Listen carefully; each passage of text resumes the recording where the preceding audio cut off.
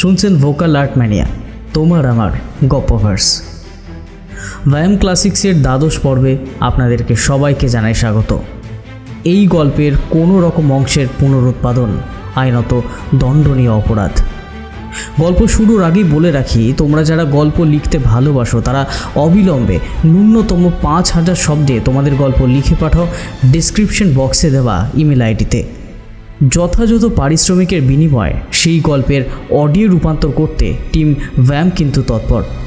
সম্পূর্ণ নিয়মাবলী পড়তে চেক করতে পারো আমাদের গল্প আহ্বান বিষয়ক কমিউনিটি পোস্টটি। সেই পোস্টের লিঙ্ক রইল ডেসক্রিপশন বক্সে। ভোকাল আর্ট ম্যানিয়ায় আজ শুনছেন সাহিত্য সম্রাট শ্রী বঙ্কিমচন্দ্র চট্টোপাধ্যায়ের কালজয়ী উপন্যাস কৃষ্ণকান্তের উইল দ্বিতীয় এবং অন্তিম পর্ব। আগের পর্বে কি হয়েছে তা আপনাদের জন্য রইল সংক্ষেপে। হরিদ্রা গ্রামের জমিদার কৃষ্ণকান্ত রায় তার বিপুল সম্পত্তির অংশ নিজের স্ত্রী, পুত্র ও কন্যাদের মধ্যে এমনভাবে ভাগ করেন যা তার জ্যেষ্ঠ পুত্র হরলালের পছন্দ হয় না। সে গোপনে গ্রামের এক ব্রাহ্মণ ব্রহ্মানন্দের নাতনি রোহিণীকে দিয়ে আসল উইল চুরি করে তার পরিবর্তে চাল উইল রেখে আসার ষড়যন্ত্র করে, যাতে তার নামে সম্পত্তির অধিকাংশটাই লেখা ছিল। রোহিণী সে কাজ নিপুণতার সাথে করেও অপরাধবোধে ও হরলালের প্রতারণার জ্বালায় জাল উইল চালিয়ে দেবে বলে স্থির করে, কিন্তু এইবার সে ধরা পড়ে যায়। কৃষ্ণকান্ত রায় রোহিণীকে গ্রাম থেকে বের করে দেওয়ার শাস্তি শোনান। কৃষ্ণকান্তের ভ্রাতুষ্পুত্র গোবিন্দলাল রোহিণীর জামিন হয়ে তাকে দূরে কলকাতা শহরে পাঠিয়ে দেওয়ার পরামর্শ দেন ও তদন্ত করে এই সকল চক্রান্তের মূলে যে হরলাল তিনি তা প্রমাণ করেন। রোহিণী গোবিন্দলালের প্রেমে পাগল হয়ে হরিদ্রা গ্রাম ত্যাগ করতে পারার জ্বালা সহ্য করতে না পেরে আত্মহত্যার চেষ্টা করে, কিন্তু ব্যর্থ হয়। এদিকে কৃষ্ণকান্তের শরীর ক্রমশ খারাপ হতে থাকে। রোহিণী ও গোবিন্দলালকে ঘিরে তৈরি হওয়া জল্পনা ও রঙ্গ তামাশার জেরে ভ্রমর ও গোবিন্দলালের মনে বিস্তর মন কষাকষি হয়। শেষ নিঃশ্বাস ত্যাগ করবার পূর্বে কৃষ্ণকান্ত রায় তার সম্পত্তির অর্ধাংশ ভ্রমরের নামে লিখে দিয়ে যান। গোবিন্দলালের মা কাশী যাওয়ার জন্য ইচ্ছে প্রকাশ করলে গোবিন্দলাল সেই কাজে ব্রতী হয়, আর কবে ফিরবে জানতে চাওয়ায় ভ্রমরকে সে বলে তার আর ফেরার ইচ্ছা নেই। এরপর আজকের গল্পের গল্প পাঠে দেবাদ্রি, গল্পের সূত্রধার আমি অতনু। শুরু হচ্ছে কৃষ্ণকান্তের উইল দ্বিতীয় এবং অন্তিম পর্ব।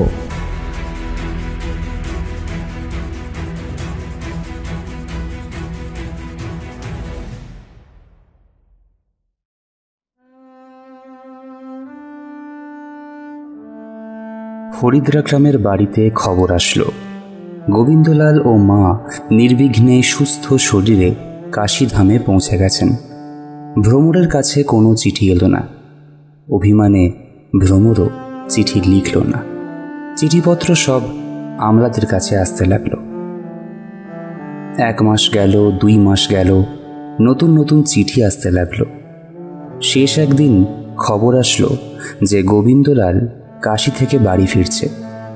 ভ্রমর শুনে বুঝল যে গোবিন্দলাল কেবল মাকে ভুলিয়ে অন্য জায়গায় যাচ্ছেন, বাড়ি আসবেন এমন ভরসা হলো না।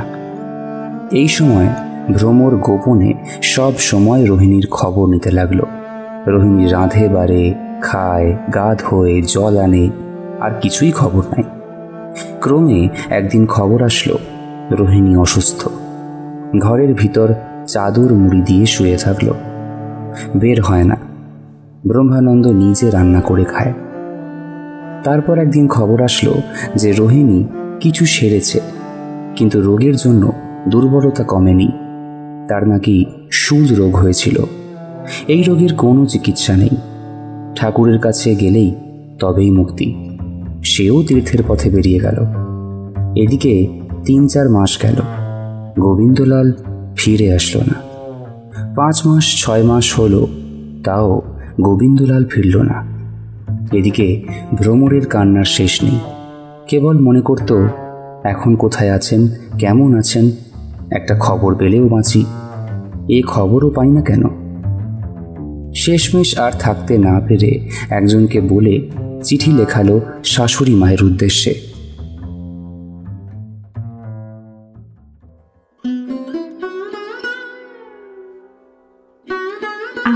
হ্যাঁ, অবশ্যই পুত্রের খবর আপনি পান, তার কোনো খবরই আমি পাই না। উত্তরে শাশুড়ি লিখলেন, গোবিন্দলাল প্রয়াগ, মথুরা, জয়পুর এছাড়া আরও কত জায়গা ঘুরে আপাতত দিল্লিতে আছে। হয়তো কিছুদিনের মধ্যেই সেখান থেকে আবার অন্য কোথাও যাবে। কোথাও স্থির হয়ে থাকছে না। এদিকে রোহিণীও আর ফিরল না।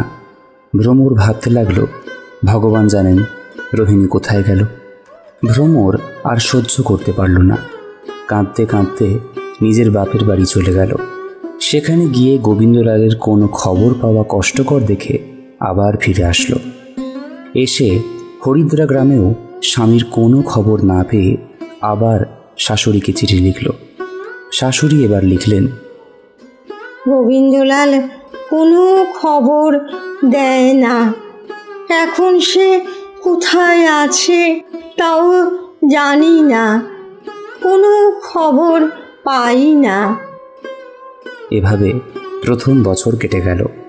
প্রথম বছরের শেষে ভ্রমর রুগ্ন হয়ে বিছানা নিল। অপরাজিতা ফুলের মতন স্নিগ্ধ ভ্রমর একেবারে শুকিয়ে উঠল। রোগের আঘাত আরও যেন বাড়তে লাগল। ভ্রমরের অসুস্থতার কথা শুনে ভ্রমরের বাবা ভ্রমরকে দেখতে আসলেন।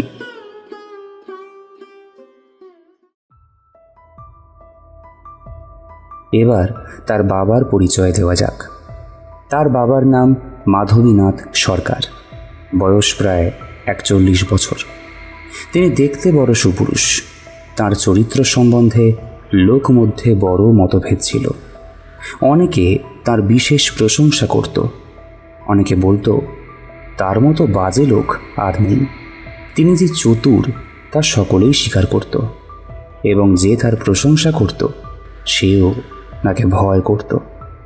মাধবীনাথ নিজের এই কন্যার দশা দেখে অনেক কান্নাকাটি করলেন। তার যে মেয়ের শরীরে লালিত্যের কোনো অভাব ছিল না, তার শরীর এখন পুরোই ভেঙে গেছে। বাবাকে কাঁদতে দেখে ভ্রমরও অনেক কাঁদল।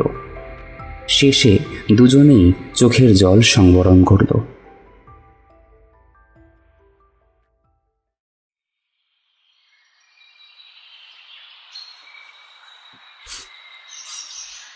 বাবা, আমার বোধহয় আর বেশি দিন নেই। আমায় কিছু ধম্মকম্ম করাও। আমি ছেলে মানুষ, কি হলে কি হয়। আমার তো দিন ফুরালো। দিন ফুরালো তো আর দেহি কেন করব? আমার অনেক টাকা আছে, আমি ব্রত নিয়ম করব। কে এসব করাবে? বাবা, তুমি আমার ব্যবস্থা করো। মাধবীনাথ কোনো উত্তর করলেন না। ভ্রমরের কথা শুনে তিনি বাইরে এলেন। খুব কষ্ট হচ্ছে। বাড়ির বাইরে অনেকক্ষণ বসে বসে দুঃখ করলেন। শুধু কান্না নয়, এই মর্মভেদী দুঃখ মাধবীনাথের মনের ভিতরে ঘোরতর রাগে পরিণত হলো। মনে মনে ভাবতে লাগলেন, যে আমার মেয়ের উপর এ অত্যাচার করেছে, তার উপর তেমনই অত্যাচার করে এমন কি জগতে কেউ নেই? ভাবতে ভাবতে মাধবীনাথের মন কাতর হবার বদলে আগুনের মতন একটা রাগের জন্ম নিল। সেই রাগ পরিণত হলো একটা দৃঢ় অঙ্গীকারে। মাধবীনাথ মনে মনে প্রতিজ্ঞা করলেন, যে আমার ভ্রমরের এমন সর্বনাশ করেছে, আমি তার এমনই সর্বনাশ করব, কেউ কেউ বাঁচবে না। এই প্রতিজ্ঞা করে মাধবীনাথ কিছু শান্ত ও স্থির হয়ে ঘরের ভিতরে ঢুকলেন।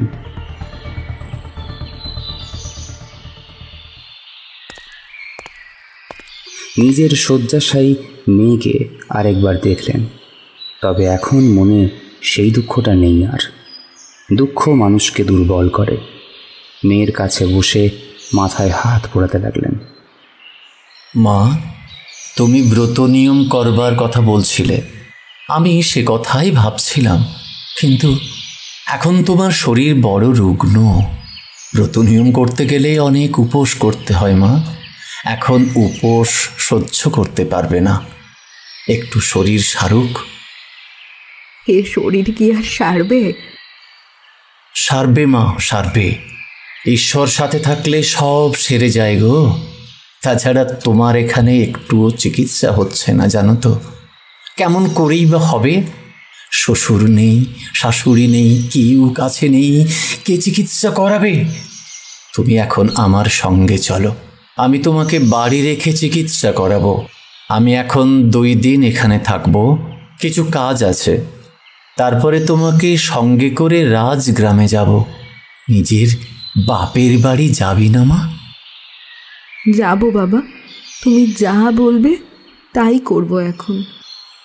আচ্ছা, আমি এখন আসি, কাজগুলো একটু করে সেরে আসি, কেমন? কন্যার কাছ থেকে বিদায় নিয়ে মাধবীনাথ কন্যার বাড়ির দেওয়ানের কাছে গেলেন। দেওয়ানজি, বাবুর কোনো চিঠি আসে? না, আর কোনো চিঠি নেই। তিনি এখন কোথায় আছেন? তার কোনো খবরই আমরা কেউ বলতে পারি না। তিনি কোনো খবরই পাঠান না। কার কাছে এই খবর পাবো? তা জানলে তো আমরাই খবর নিতাম। কাশীতে মা ঠাকুরনির কাছে খবর জানতে লোক পাঠিয়েছিলাম, কিন্তু সেখানেও কোনো খবর আসেনি। বাবু এখন অজ্ঞাতবাস নিয়েছেন।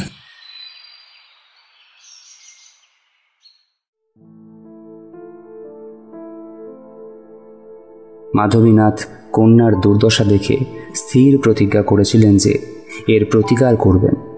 তিনি খুব ভালো করেই জানেন গোবিন্দলাল ও রোহিণী এই অনিষ্টের মূল। অতএব প্রথমেই খোঁজ করবেন সেই পামর পামরি কোথায় আছে, নইলে দুষ্টের শাস্তি হবে না। এর ফলাফল একটাই, ভ্রমর মরবে। তারা একেবারে লুকিয়েছে। যে সকল সূত্রে তাদের ধরার সম্ভাবনা, সবই তারা ছেড়ে চলে গেছে, যেন নিজের পায়ের ছাপটুকুও মুছে ফেলেছে। কিন্তু মাধবীনাথ মনে মনে নিজেকে বললেন যে যদি আমি তাদের সন্ধান করতে না পারি তবে সেটা আমার অপমান। এটাই স্থির করে মাধবীনাথ একা রায়দের বাড়ি থেকে বেরিয়ে এলেন। হরিদ্রা গ্রামে একটি পোস্ট অফিস ছিল। মাধবীনাথ হেলতে দুলতে পান চিবোতে চিবোতে ধীরে ধীরে নিরীহ ভালো মানুষের মতো সেইখানে গিয়ে দর্শন দিলেন। ডাকঘরে অন্ধকার চালাঘরের মধ্যে মাসিক 15 টাকা বেতনভোগী একটি পোস্টমাস্টার বসে আছেন। একটা কাঠের ভাঙা টেবিলের উপরে কতকগুলো চিঠি, চিঠির ফাইল, চিঠির খাম, একটা মাটির খুঁড়িতে একটু জিউলির আটা, একটি নিক্তি, ডাকঘরের মোহর ইত্যাদি নিয়ে পোস্টমাস্টার ওরফে পোস্টবাবু গম্ভীরভাবে পিয়ন মহাশয়ের কাছে নিজের প্রভুত্ব জাহির করছেন। ডেপুটি পোস্টমাস্টার বাবু পান 15 টাকা, পিয়ন পায় 7 টাকা। সুতরাং পিয়ন মনে করে 7 আনা আর 15 আনায় যে তফাৎ, বাবুর সঙ্গে আমার সঙ্গে তার বেশি তফাৎ নয়। কিন্তু বাবু মনে মনে জানেন যে আমি একটি ডেপুটি ও বেটা পেয়াদা, আমি ওর হর্তা কর্তা বিধাতা পুরুষ, ওতে আমাতে জমিন আসমান ফারাক। সেই কথা প্রমাণ করার জন্য পোস্টমাস্টার বাবু সব সময় সে গরিবকে তর্জন গর্জন করে থাকেন। সেও 7 আনার ওজনে উত্তর দিয়ে থাকে।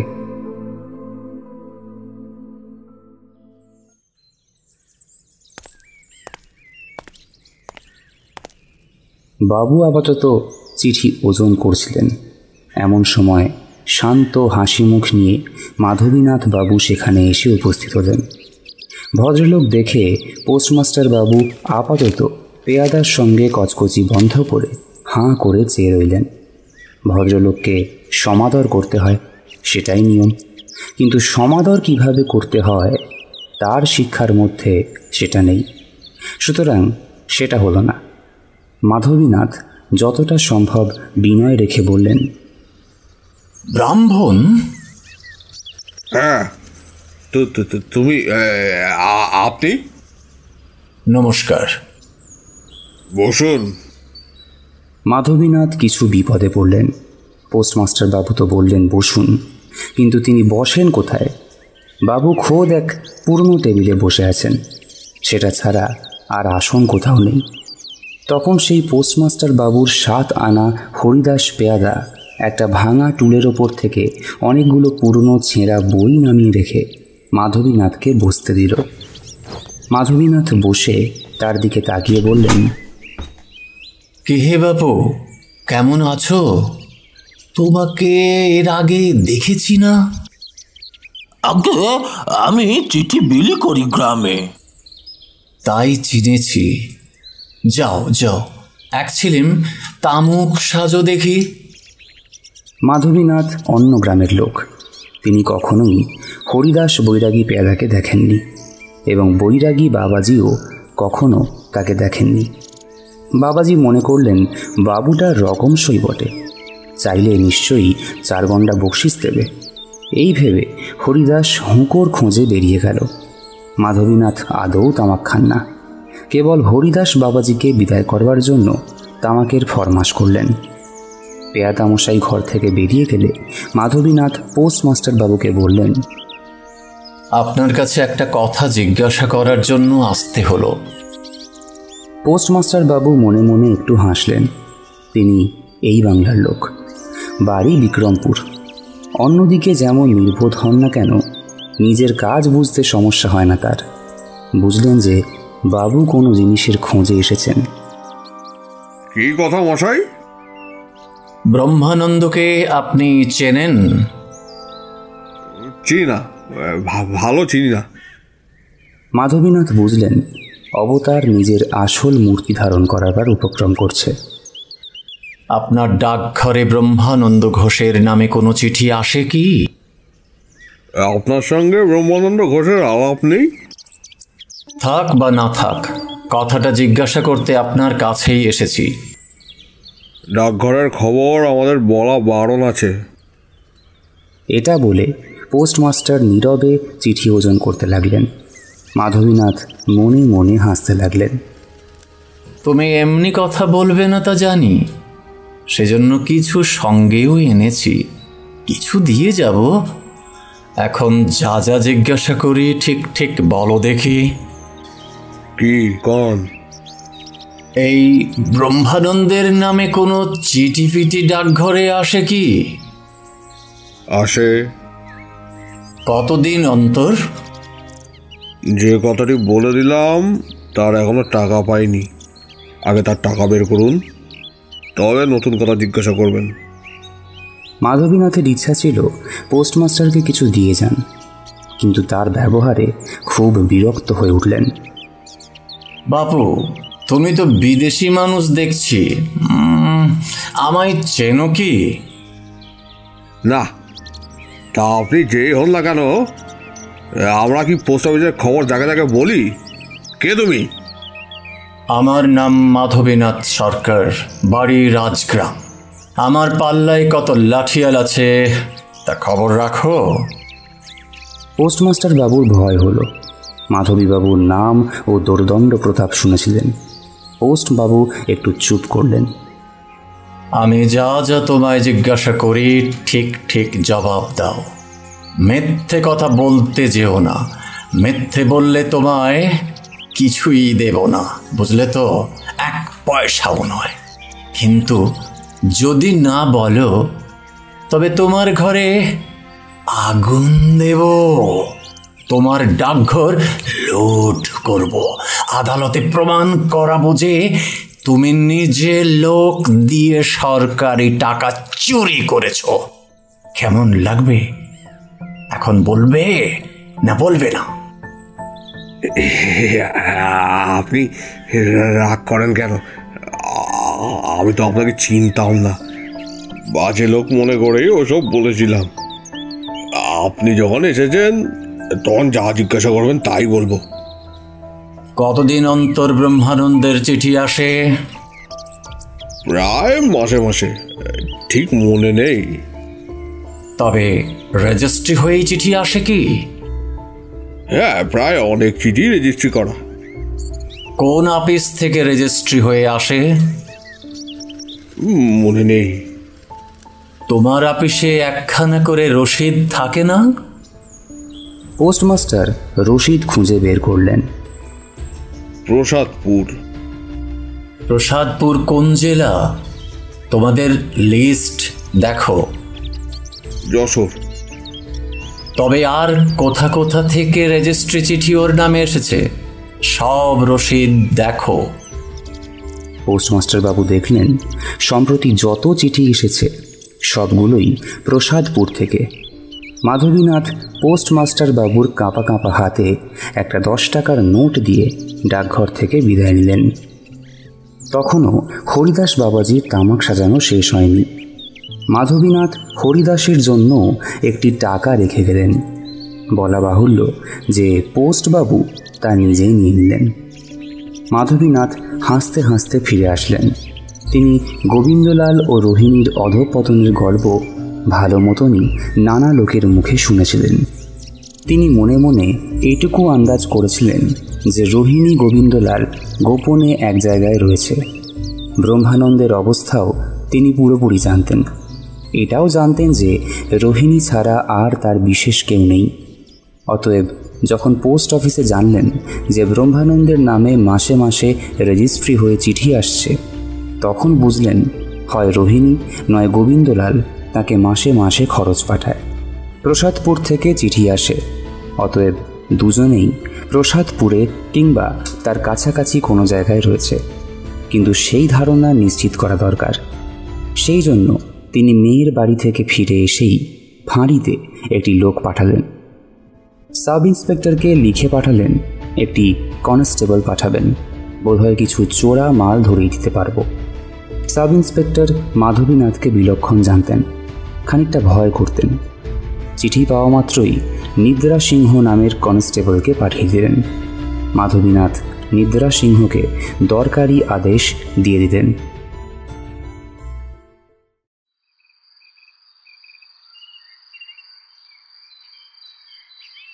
বাপু হে, হিন্দি মিন্দি বলো না, যা বলি তাই করো। ওই গাছতলায় গিয়ে লুকিয়ে থাকো, কিন্তু এমনভাবে গাছতলায় দাঁড়াবে যেন এখান থেকে তোমাকে দেখা যায়, আর কিছু করতে হবে না।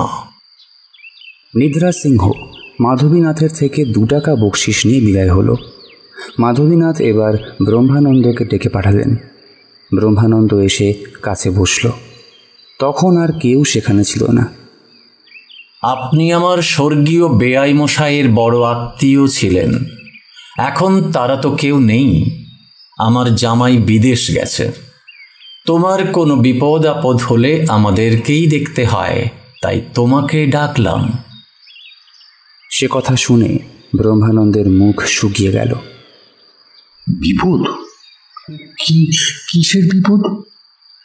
তোমার একটা বিপদ তো এসেছে, তুমি মনে হয় সেসব খবর রাখো না, তাই না? কি বিপদ? বিপদ বেশ বড়। পুলিশ কিভাবে যেন জেনেছে যে তোমার কাছে একখানা চোরা নোট আছে। সে কি? আমার কাছে চোরা নোট? কি করে? তুমি হয়তো জানো না, কিন্তু হতে পারে অন্যে তোমাকে চোরা নোট দিয়েছে, তুমি না জেনে তুলে রেখেছ। সে কি কথা? আমাকে নোট কে দেবে? আমি খোঁজ নিয়ে জেনেছি, পুলিশেও জেনেছে। বাস্তবিক পুলিশের কাছেই এই কথা শুনেছি। চোরা নোট প্রসাদপুর থেকেই এসেছে। ওই দেখো দেখো, একজন পুলিশের কনস্টেবল এসে তোমার জন্য দাঁড়িয়ে আছে। আমি তাকে আপাতত থামিয়ে রেখেছি। মাধবীনাথ তখন গাছের নিচে দাঁড়িয়ে থাকা কনস্টেবলকে দেখিয়ে দিলেন। ব্রহ্মানন্দ থর থর কাঁপতে লাগল। মাধবীনাথের পায়ে জড়িয়ে প্রায় কেঁদেই ফেলল। ভয় নেই।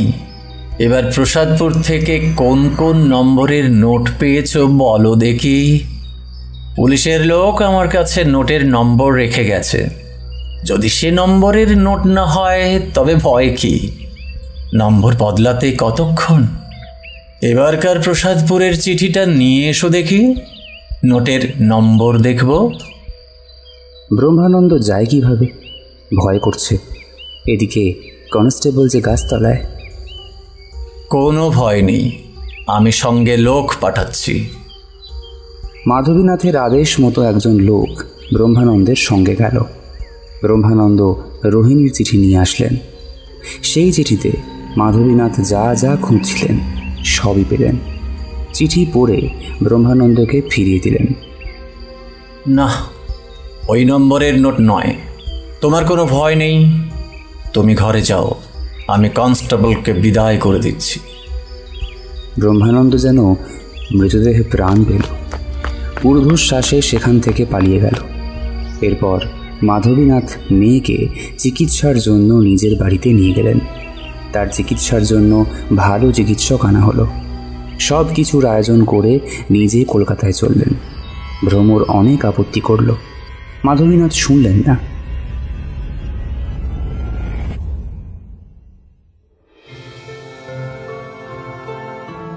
কলকাতায় নিশাকর দাস নামে মাধবীনাথের একজন বড় আত্মীয় ছিলেন।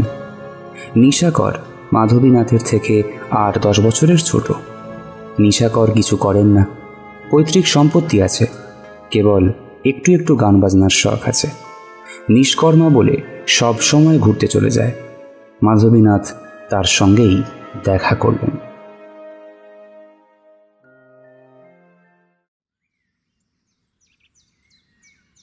কি হে, কি খবর? বেড়াতে যাবে? কোথায়? যশোর। সেখানে কেন? কাজ আছে, যেতে যেতে বলবো। চলো।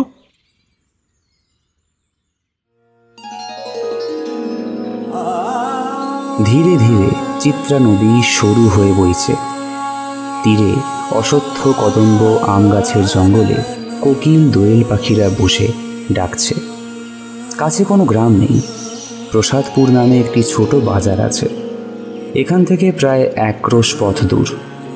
এখানে মানুষের যাতায়াত নেই দেখে, নির্ভয়ে নিজের পাপ কাজ করবার উপযুক্ত জায়গা দেখে অনেক আগে এক নীলকর সাহেব এইখানে এক নীলকুঠি বানিয়ে গিয়েছিল। এখন নীলকর এবং তার ঐশ্বর্য প্রায় ধ্বংস হয়ে গেছে। আমিন তাগাদির নায়েব গোমস্তা সকলে নিজের জায়গায় নিজের পাপের ফল ভোগ করছে। পরে একজন বাঙালি সেই জনশূন্য অট্টালিকা কিনে নিয়ে বেশ সুন্দর করে সাজিয়েছিলেন। ফুল গাছের বাগান, মূর্তি দিয়ে সাজানো অদ্ভুত জায়গা। এখন সেই বাড়ি গোবিন্দলাল কিনে নিয়েছে। এইখানেই এরা স্থায়ী। ঘরে তখন বেশ আমোদ প্রমোদ চলছে। ওস্তাদজি গান ধরেছেন তানপুরায়, রোহিণীও গলা মিলিয়েছে।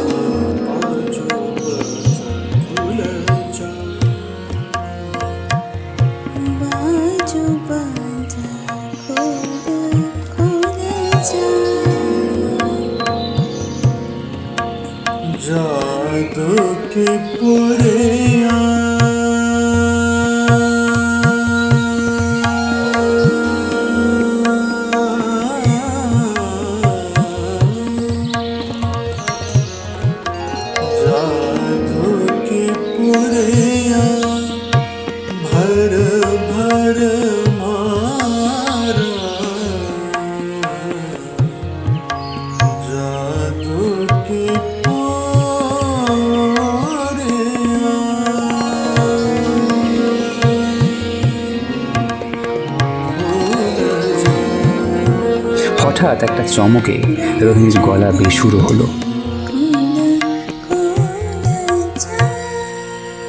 ওস্তাদজির তানপুরার তার স্তব্ধ হলো। ঘটনার আকস্মিকতায় তার গলায় বিষম লাগলো। গান বন্ধ হলো। গোবিন্দলালের হাতের নবেল পড়ে গেল। সেই সময় সেই ঘরের দরজায় একজন অপরিচিত যুবক এসে দাঁড়ালো।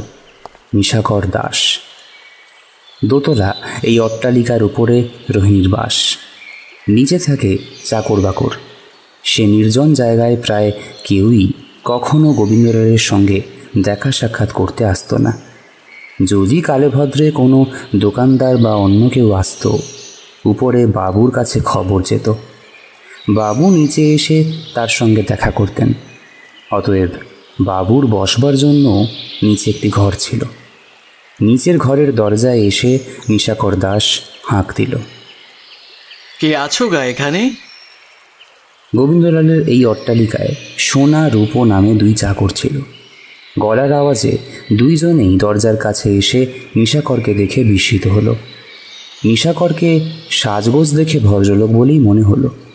নিশাকরও নিজের পোশাকে একটু জাঁকজমক রেখেই সেখানে গিয়েছিল।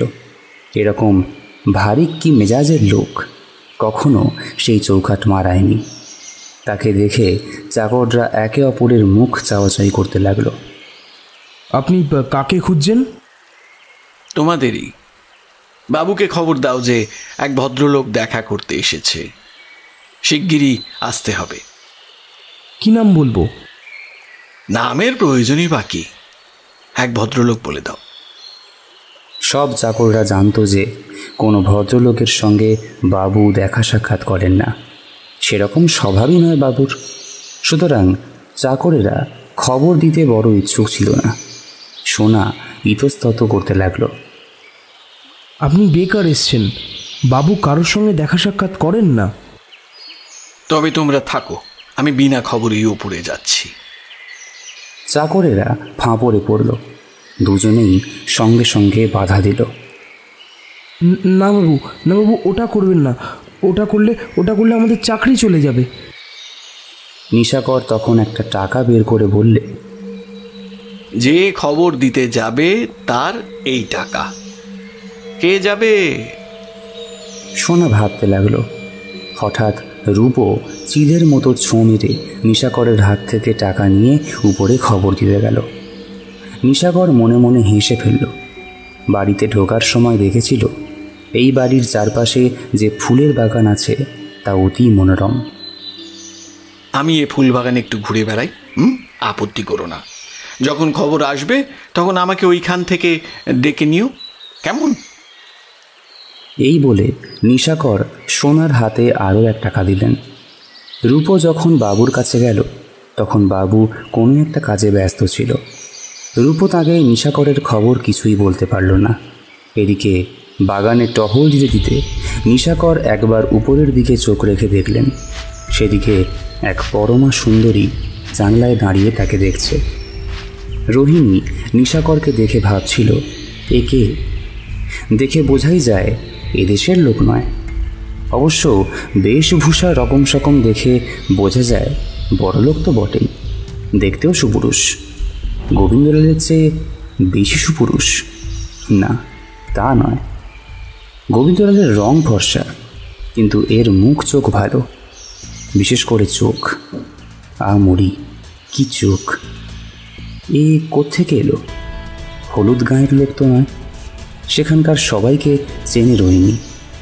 তার সঙ্গে দুটো কথা বলবার ইচ্ছে হলো। বললে ক্ষতি কি? সে তো কখনো গোবিন্দলালের কাছে বিশ্বাসঘাতিনী হবে না। রোহিণী এসব ভাবছিল।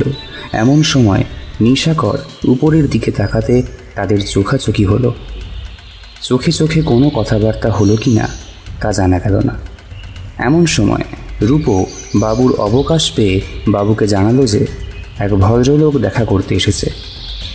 কোথা থেকে এসেছে সে? তা জানি না। তা না জিজ্ঞাসা করে খবর দিতে এসেছিস কেন? তা জিজ্ঞাসা করেছিলাম, কিন্তু তিনি বললেন বাবুর কাছেই বলবো। তবে বল গিয়ে যে দেখা করা হবে না। এদিকে দেরি হতে দেখে নিশাকর বুঝতে পারলেন গোবিন্দলাল দেখা করতে চায়নি। কিন্তু ওরকম অভদ্র লোকের সঙ্গে ভদ্রতা কেনই করবে সে? আমি কেন ভদ্রতা দেখাবো? আমি ওপরে চলে যাই, না হলে কাজ হাসিল করতে সমস্যা হবে। এই ভেবে চাকরদের অপেক্ষা না করেই নিশাকর আবার বাড়ির মধ্যে ঢুকলেন। দেখলেন সোনা রূপো কেউই নিচে নেই। সোজা উঠে গেলে উপরে, যেখানে গোবিন্দলাল, রোহিণী এবং দানেশ খাঁ গায়ক সেইখানে গিয়ে হাজির হলে। রূপো তাকে দেখিয়ে দিল। এই বাবু দেখা করতে এসেছেন। আপনি কে? আমার নাম রাসবিহারী দে। নিবাস? বরাহনগর। নিশাকর একটা তাকিয়ার উপর জাঁকিয়ে বসলেন। বুঝতে পারছিলেন যে গোবিন্দলাল বসতে বলবেন না। আপনি কাকে খুঁজছেন? আপনাকে। আপনি আমার ঘরের ভিতর জোর করে না ঢুকে যদি একটু অপেক্ষা করতেন, তবে চাকরের মুখে শুনতেন যে আমার দেখা করার সময় নেই। বিলক্ষণ সময় আছে দেখছি। অসভ্যতা করে ধমকে চমকে উঠে যাব যদি আমি সেরকমের লোক হতাম, তবে আপনার কাছে আসতাম না। যখন আমি এসেছি তখন আমার কথা কটা শুনলেই আপদ চুকে যায়। না, শুনি, এটাই আমার ইচ্ছা। তবে যদি দুই কথায় বলে শেষ করতে পারেন তবে বলে বিদায় হয়ে যেতে পারেন। দুই কথাতেই বলবো। আপনার স্ত্রী ভ্রমর দাসী তাহার সম্পত্তির পত্তনি বিলি করবেন। দানেশ খাঁ গায়ক তখন তানপুরায় নতুন তার চড়াচ্ছিল। সে এক হাতে তার চড়াতে লাগলো ও এক হাতে আঙুল ধরে বলল, एक बात हुआ, আমি সেই পত্তনি নেব।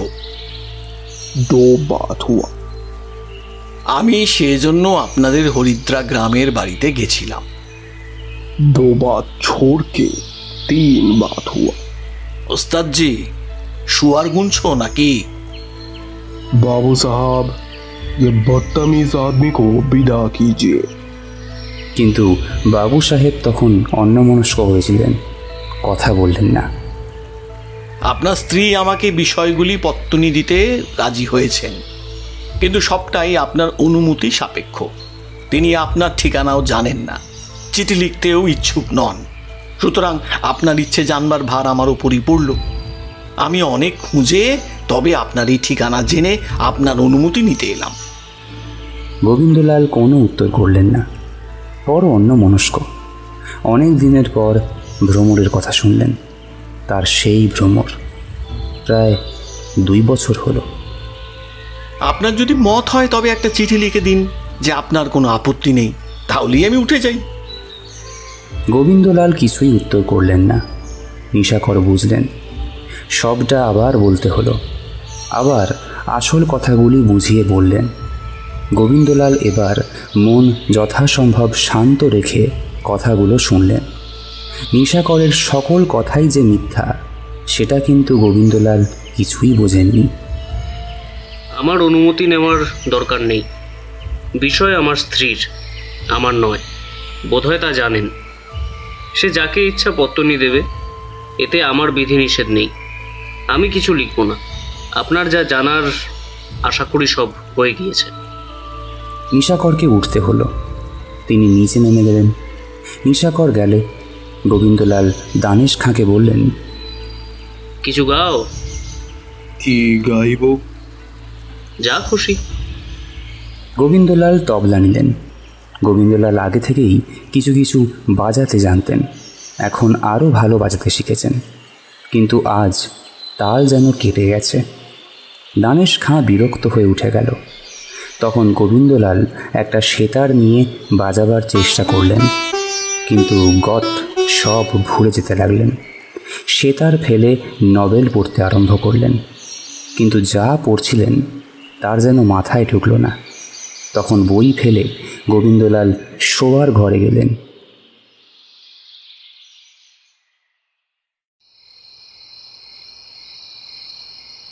রোহিণীকে দেখতে পেলেন না, কিন্তু সোনা চাকর কাছে ছিল। আমি এখন একটু ঘুমাবো। আমি আপনি না উঠলে আমাকে কেউ যেন উঠায় না। এই বলে গোবিন্দলাল শোয়ার ঘরের দরজা বন্ধ করলেন। তখন সন্ধ্যা প্রায় হয়ে এসেছে। দরজা বন্ধ করে গোবিন্দলাল তো ঘুমালো না। খাটে বসে 2 হাত মুখে দিয়ে কাঁদতে লাগল। কেন যে কাঁদল তা জানে না। ভ্রমরের জন্য কাঁদল কি নিজের জন্য কাঁদল তা বলতে পারা যায় না। বোধহয় 2। কান্না ছাড়া গোবিন্দলালের অন্য উপায় দেখি না।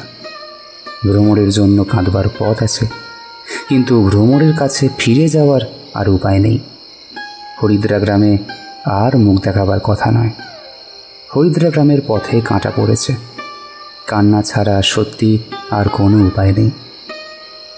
যখন নিশাকর এসে বড় হলে বসেছিল, রোহিণীকে তখন পাশের কামরায় চলে যেতে হয়েছিল, কিন্তু চোখের আড়াল হয়েছিল শুধুমাত্র। শোনা সবই যাচ্ছিল, কথোপকথন যা হলো সবই কান পেতে শুনল। বরং দরজার পর্দাটি একটু সরিয়ে নিশাকরকে দেখতে লাগলো। নিশাকরও দেখল যে পর্দার পাশ থেকে একটি পটল চেরা চোখ তাকে দেখছে। রোহিণী শুনল যে নিশাকর অথবা রাসবিহারী হরিদ্রা গ্রাম থেকে এসেছে। রূপ ও চাকরও রোহিণীর মতো সব কথা দাঁড়িয়ে শুনছিল।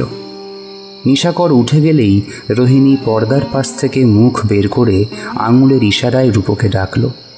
রূপ কাছে আসলে তাকে বলল, যা বলি বা পারবি?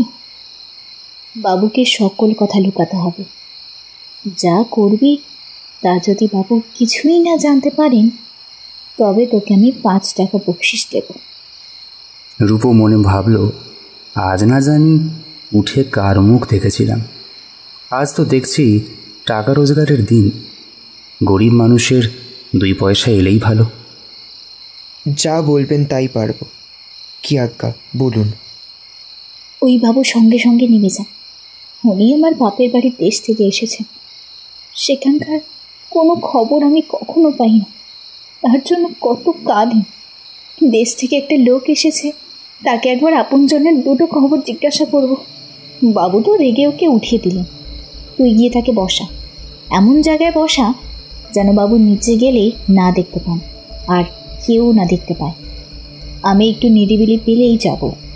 যদি বসতে না চায় তবে কাকুতি মিনতি করিস। যে আজ্ঞা। নিশাকর ঠিক কী জন্য গোবিন্দলালকে ফাঁসাতে এসেছিলেন সেটা সকলের অজানা ছিল, কিন্তু তিনি নিজে এসে যেরকম আচরণ করছিলেন তা বুদ্ধিমানে দেখলে তাকে বড় অবিশ্বাস করত। তিনি বাড়িতে ঢোকার কবাট, খিল, কবজা সব কিছু পর্যবেক্ষণ করে দেখছিলেন। এমন সময় রূপ ও খানসামা এসে হাজির হলো। তামাক নেবেন হুজুর? বাবু তো দিলেন না, চাকরের কাছে খাবো কি? আগে তা নয়, একটা নিরিবিলি কথা আছে, একটু নিরিবিলিতে আসুন। রূপও নিশাকরকে সঙ্গে করে অন্য একটা নির্জন ঘরে নিয়ে গেল। নিশাকরও বিনা ওজরাপত্তিতে গেলেন। সেখানে নিশাকরকে বসতে দিয়ে যা যা রোহিণী বলেছিল রূপচাঁদ তা বলল। নিশাকর আকাশের চাঁদ হাত বাড়িয়ে পেলেন। নিজের কাজ হাসিল করার একটা সহজ উপায় দেখতে পেলেন। বাপু, তোমার মনিব তো আমায় তাড়িয়ে দিয়েছেন, আমি তার বাড়িতে লুকিয়ে থাকি কি করে? আগে তিনি কিছু জানতে পারবেন না, এ ঘরে তিনি কখনো আসেন না। না শুন, কিন্তু যখন তোমার মা ঠাকুরানী নিচে আসবেন তখন যদি তোমার বাবু ভাবেন কোথায় গেল দেখি, যদি তাই ভেবে পিছু পিছু আসেন, আবার কোনো রকমে যদি আমার কাছে তোমার মা ঠাকুরানীকে দেখেন, তবে আমার দশাটা কি হবে বলো দেখি? না মানে শুধু কি তাই? এই মাঠের মাঝখানে ঘরে ঢুকিয়ে রেখে আমাকে খুন করে এই বাগানে পুঁতে রাখলেও কেউ জানবে না। আমার মা বলতে নাই, বাপ বলতেও নাই, তখন তুমি আমাকে 2 ঘা লাঠি মারবে। অতএব এমন কাজে আমি বাবা নেই। তোমার মাকে বুঝিয়ে দিও আমি এসব করতে পারবো না।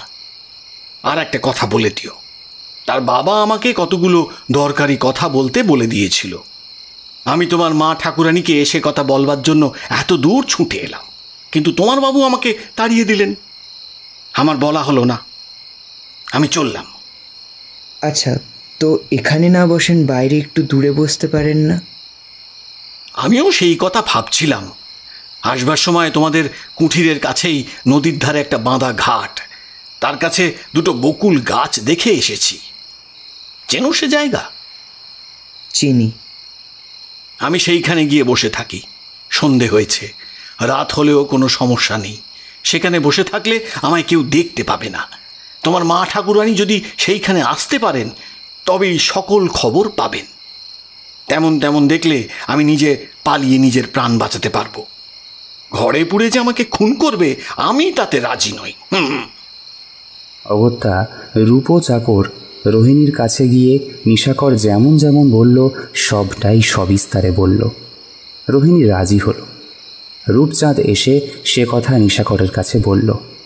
নিশাকর সে কথা শুনে বেশ খুশি হলেন। তারপর ধীরে ধীরে উঠে দাঁড়ালেন। রূপও তার কথা বলে চলে গেল। রূপও চলে যেতে সোনাকে প্রশ্ন করল নিশাকর, তোমার বাবুর কাছে কতদিন আছো? এই তো ওরা যতদিন এসছে এখানে ততদিন আছি। তবে অল্প দিনই। পাও কি?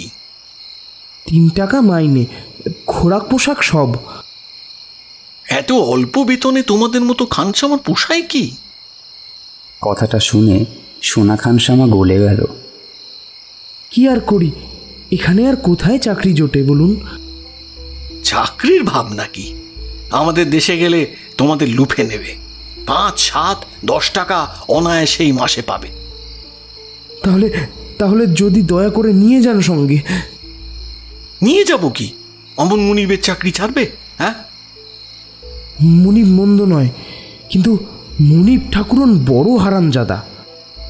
হাতে হাতে তার প্রমাণ আমি পেয়েছি। আমার সঙ্গে তোমার যাওয়া স্থির তো? স্থির বই কে? তবে যাওয়ার সময় তোমার মুনিবের একটা উপকার করে যাও, কিন্তু বড় সাবধানের কাজ। পারবে কি?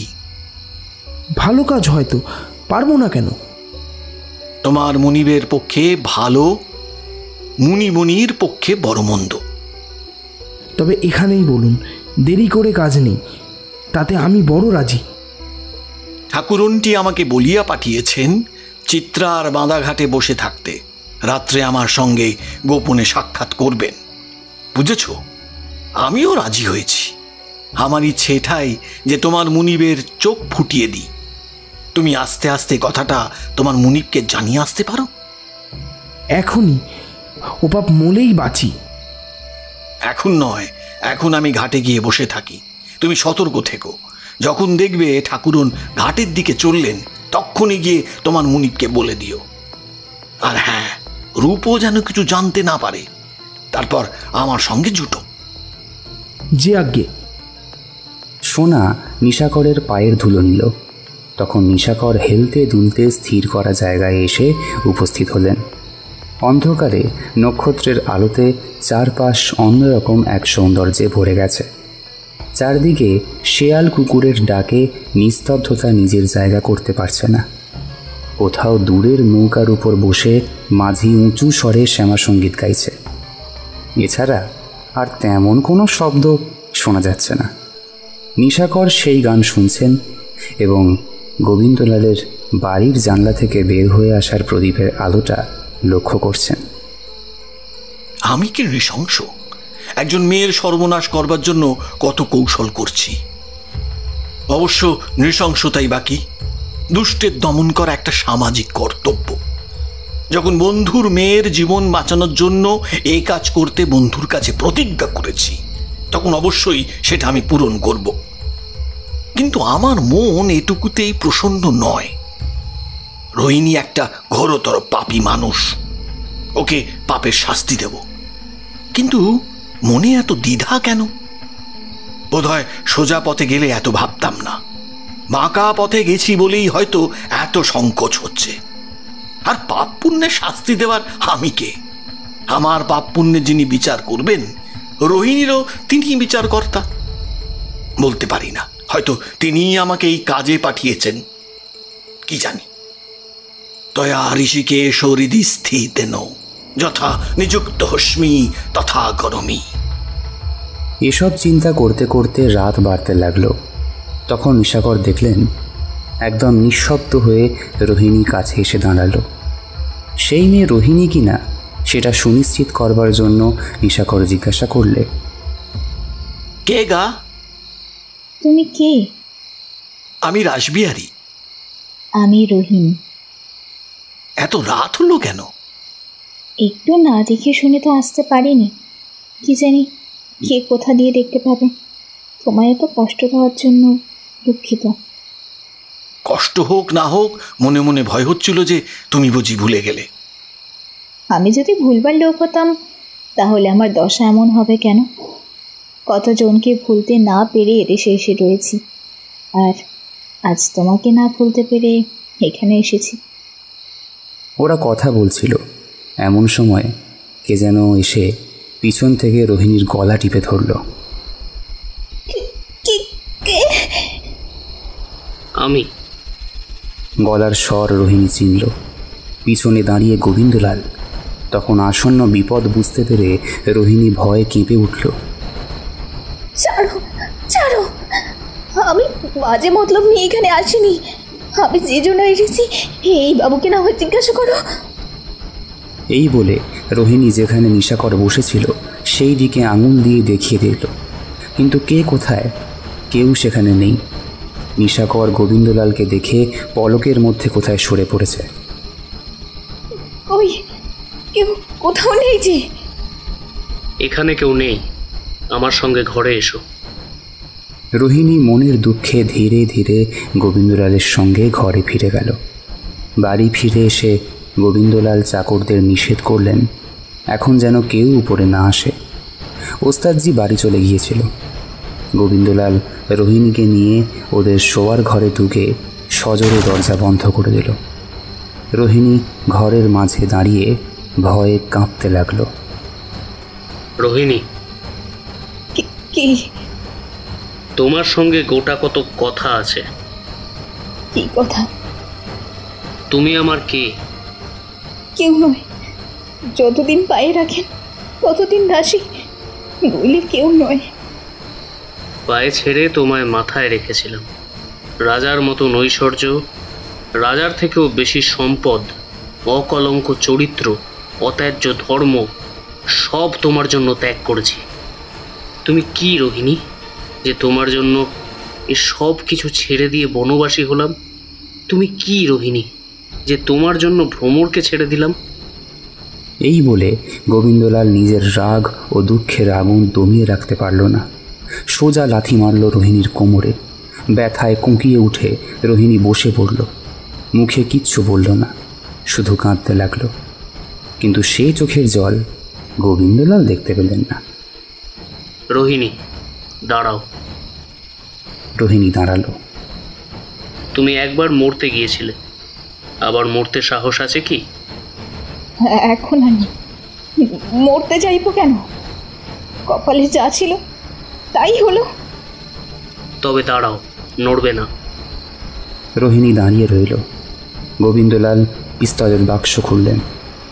কালো রঙের পিস্তল বের করে আনলেন। পিস্তল ভরা ছিল, ভরাই থাকত। পিস্তল এনে রোহিণীর মুখের সামনে ধরলেন। কেমন, মরতে পারবে? রোহিণী ভাবতে লাগলো, যেদিন অনায়াসে অক্লেশে বারুণীর জলে ডুবে মরতে গিয়েছিল সেদিনের মতন দিন নয় আজ। আজ সে দুঃখ নেই, সুতরাং সে সাহসও নেই। কিন্তু এখন মরতে চায় না সে। না হয় গোবিন্দলাল তাকে ছেড়ে চলে যাক, সেটাই কোনো সমস্যা নেই। গোবিন্দলালকে কখনো ভুলবে না সে, কিন্তু তাই বলে মরবে কেন? মরবো না, মেরো না। নিজের পায়ের কাছে না হয় রাখো, নয়তো বিদায় দাও, আমি চলে যাব। তাহলে বিদায় দিচ্ছি। এই বলে গোবিন্দলাল পিস্তল উঠিয়ে রোহিণীর কপালে ঠেকিয়ে রাখল। রোহিণী কেঁদে উঠল। না, মেরো না, মেরো না। আমি আমি আর তোমায় দেখা দেব না, আর তোমার পথে কখনো আসবো না। আমি আমি এক্ষুনি চলে যাচ্ছি। আমায় মেরো না। গোবিন্দলালের পিস্তলে খট করে শব্দ হলো। তারপর সব অন্ধকার। রোহিণীর প্রাণহীন দেহ মাটিতে লুটিয়ে পড়ল। গোবিন্দলাল পিস্তল মেঝেতে ফেলে রেখে দ্রুত বেগে ঘর থেকে বেরিয়ে গেলেন। পিস্তলের শব্দ শুনে রূপও বেরিয়ে এলো। দেখল রোহিণীর মৃতদেহ মাটিতে লুটিয়ে পড়ে আছে। গোবিন্দলাল কোথাও নেই। সেই রাতেই চৌকিদার থানায় গিয়ে খবর দিল যে প্রসাদপুরের কুঠিতে খুন হয়েছে। সৌভাগ্যবশত থানা সে জায়গা থেকে 6 ক্রোশ দূরে। দারোগা আসতে পরদিন বেলা দুপুর হলো। এসে তিনি খুনের তদন্ত শুরু করলেন। রীতিমতো চিরুনি তল্লাশি করে লাশ তদারক করে রিপোর্ট পাঠালেন। পরে রোহিণীর মৃতদেহ ভালো করে বেঁধে গরুর গাড়িতে বোঝাই করে চৌকিদারের সঙ্গে ডাক্তারখানায় পাঠালেন।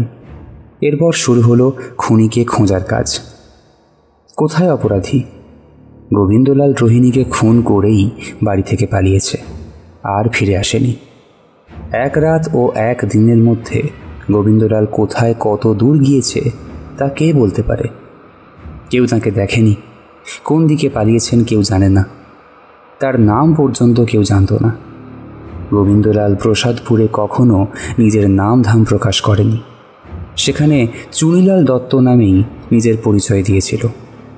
কোন দেশ থেকে এসেছে সেটা তার চাকররা পর্যন্ত জানে না। দারোগা কিছুদিন ধরে একে ওকে ডেকে জবানবন্দি করে বেড়াতে লাগলেন। গোবিন্দলালের কোনো খোঁজ করে উঠতে পারলেন না। শেষে তিনি আসামি ফেরার বলে একটা রিপোর্ট দাখিল করলেন। তখন যশোহর থেকে ফিচেল খাঁ নামে একজন সুদক্ষ ডিটেকটিভ ইন্সপেক্টর পাঠানো হলো। ফিচেল খাঁ কিছু চিঠিপত্র পেলেন তদন্ত করে। সেগুলো পড়ে তিনি গোবিন্দলালের আসল নাম জানতে পারলেন। বলা বাহুল্য যে তিনি ছদ্মবেশে হরিদ্রা গ্রাম পর্যন্ত পৌঁছে গেলেন, কিন্তু গোবিন্দলাল হরিদ্রা গ্রামে যাননি। সুতরাং ফিচেল খাঁ সেখানে গোবিন্দলালকে না পেয়ে ফিরে এলেন। এদিকে নিশাকর দাস সেই রাতে রোহিণীকে ফেলে রেখে প্রসাদপুরের বাজারে নিজের বাড়িতে এসে উপস্থিত হলেন। সেখানে মাধবীনাথ তার অপেক্ষা করছিলেন। মাধবীনাথ গোবিন্দলালের কাছে সুপরিচিত হয়ে নিজে তার কাছে যাননি। এখন নিশাকর এসে তাকে ভালো করে গুছিয়ে সব ঘটনা খুলে বলল।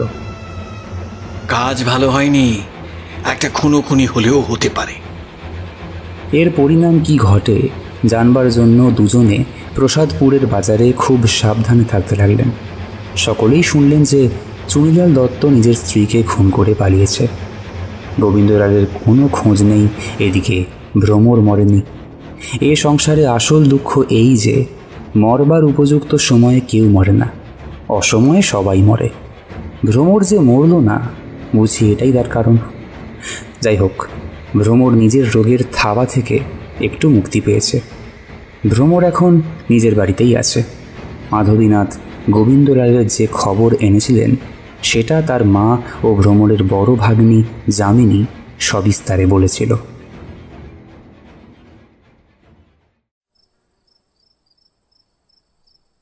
এখন তিনি কেন হলুদ কাঁয়ের বাড়িতে এসে থাকছেন না? তাহলে বোধ হয় কোনো বিপদ থাকবে না। বিপদ থাকবে না কিসে? তিনি প্রসাদপুরে নাম ভাঁড়িয়ে থাকতেন। তিনিই যে গোবিন্দলাল বাবু তা তো কেউ জানে না। সেটা নয়, ওখানের পুলিশের লোক এসে হরিদ্রা গ্রামে খোঁজ খবর নিয়ে গেছে। তবে তার নাম গোপন থাকে কি করে? তা না হয় জানলো, তবু এখানে এসে আপনার সম্পত্তি দখল করে বসলে হাতে টাকা পয়সা আসবে। বাবা বলেন পুলিশ টাকার বশ। সে পরামর্শ তাকে কে দেয়? কোথায় তার দেখা পাবো যে সে পরামর্শ দেব? বাবা একবার তার খোঁজ করে ঠিকানা বের করেছিলেন, একবার খোঁজ করতে পারেন কি? পুলিশের লোক কত সন্ধানী, তারাই অহরহ খুঁজে যখন ঠিকানা পাচ্ছে না, তখন বাবা কি করে সন্ধান পাবেন? কিন্তু আমার বোধ হয় গোবিন্দলাল বাবু নিজের থেকেই হলুদ গাঁয়ে এসে উঠবেন। প্রসাদপুরে সেই ঘটনার পরে তিনি যদি হলুদ গাঁয়ে দেখা দিতেন, তাহলেই তিনি যে প্রসাদপুরের বাবু এ কথাই লোকজন বিশ্বাস করেই নিত।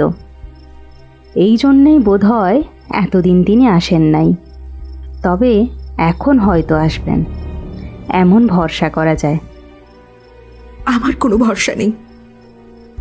যদি আসেন? যদি এখানে আসলে তার মঙ্গল হয়, তবে দেবতার কাছে আমি প্রার্থনা করি তিনি যেন এখানেই আসেন।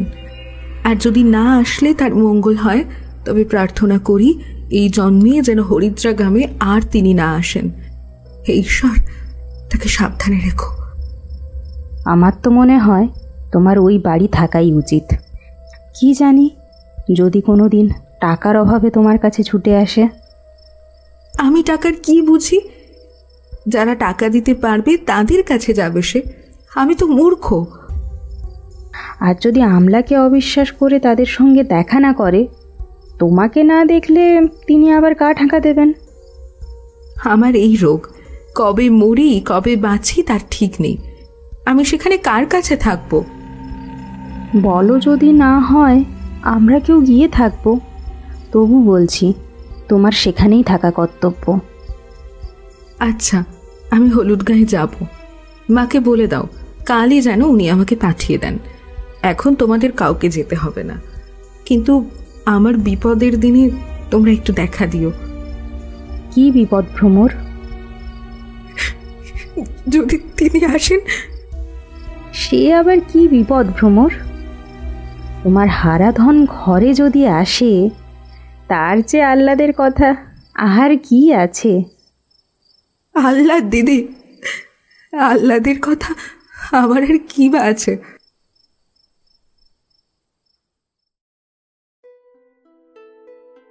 ভ্রমর আর কথা বলল না। তার মনের কথা যামিনী কিছুই বুঝল না। ভ্রমরের মনের কষ্ট যামিনী কিছুই বুঝল না। ভ্রমর নিজের মনের গভীরে এই সিদ্ধান্তের কী পরিণাম হবে সবটাই যেন দেখতে পেল।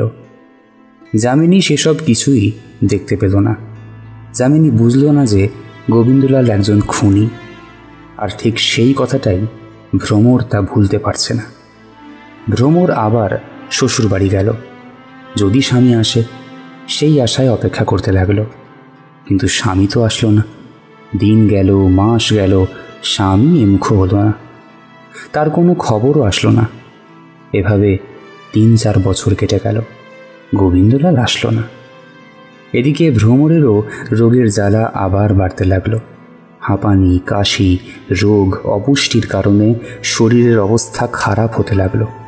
জম বুঝি এই এলো, কিন্তু স্বামীর সঙ্গে আর দেখা হলো না। শুধু ভ্রমরের এই রোগ এবং অপেক্ষা 5 বছরে পড়ল। 5 বছরের শুরু হতেই একটা খবরে হরিদ্রা গ্রামে আলোড়ন পড়ে গেল। গ্রামে খবর আসলো যে গোবিন্দলাল ধরা পড়েছে। খবর আসলো যে গোবিন্দলাল বৈরাগী সেজে বৃন্দাবনে লুকিয়েছিল। সেইখান থেকে পুলিশ তাকে গ্রেফতার করে যশোরে এনেছে। যশোরে তার বিচার হবে। এই খবর বা বলা ভালো গুজব ভ্রমরের কানে এলো। গুজবের সূত্রপাত হয়েছিল একটা চিঠি থেকে। গোবিন্দলাল ভ্রমরের দেওয়ানজিকে এই চিঠি লিখেছিল। আমি জেলে চললাম। আমার পৈতৃক সম্পত্তি থেকে আমার রক্ষার জন্য টাকা খরচ করার ইচ্ছে যদি তোমার হয়, তবে এই সময় আমি তার যোগ্য নই। আমার বাঁচতে ইচ্ছা নেই, তবে একটা ভিক্ষা করছি, আমায় যেন ফাঁসি না যেতে হয়। বাড়িতে জানিও, বাইরে এ কথা প্রকাশ করো না। দেওয়ানজি চিঠির কথা প্রকাশ করলেন না বাইরে, বাড়িতে জানালেন। ভ্রমর শুনেই বাবাকে আনতে লোক পাঠালে। শোনা মাত্রই মাধবীনাথ মেয়ের কাছে আসলেন। ভ্রমর তাকে নোটের কাগজে 50,000 টাকা বের করে দিয়ে কাঁদতে কাঁদতে বলল, বাবা, এখন যা করতে হয় করো। মা, নিশ্চিন্তে থাক। আমি আজই যশোরে যাচ্ছি, কোনো চিন্তা করিস না। গোবিন্দলাল যে খুন করেছে তার কোনো প্রমাণ নেই। আমি প্রতিজ্ঞা করে যাচ্ছি যে তোমার 48,000 টাকা বাঁচিয়ে আনবো, আর আমার জামাইকে দেশে আনবই আনবো। মাধবীনাথ তখন যশোরে চলে গেলেন। সেখানে গিয়ে শুনলেন যে প্রমাণের অবস্থা খুব ভয়ানক। ইন্সপেক্টর ফিজেল খাঁ মোকদ্দমা তদারক করছেন। ইন্সপেক্টর সোনা রূপো কারোর খোঁজ পায়নি। সোনা নিশাকরের কাছে ছিল। রূপো কোন দেশে গিয়েছিল তা কেউ জানে না। প্রমাণের এরকম দুরবস্থা দেখে ঘুষ দিয়ে কিছু ফিজেল খাঁ 3টি সাক্ষী তৈরি করেছিল। সাক্ষীরা ম্যাজিস্ট্রেট সাহেবের কাছে বলল যে আমরা নিজের চোখে দেখেছি যে গোবিন্দলাল ওরফে চুনিলাল নিজের হাতে পিস্তল দিয়ে রোহিণীকে খুন করেছে। আমরা তখন সেখানে গান শুনতে গিয়েছিলাম। ম্যাজিস্ট্রেট সাহেব এই প্রমাণের উপর নির্ভর করে গোবিন্দলালকে স্টেশনের বিচারে পাঠিয়ে দিলেন। যখন মাধবীনাথ যশোরে পৌঁছলেন তখন গোবিন্দলাল জেলে পচে মরছে। মাধবীনাথ সেখানে পৌঁছে সবটা শুনলেন। তারপর তিনি সাক্ষীদের নাম ধাম সংগ্রহ করে তাদের বাড়ি গেলেন।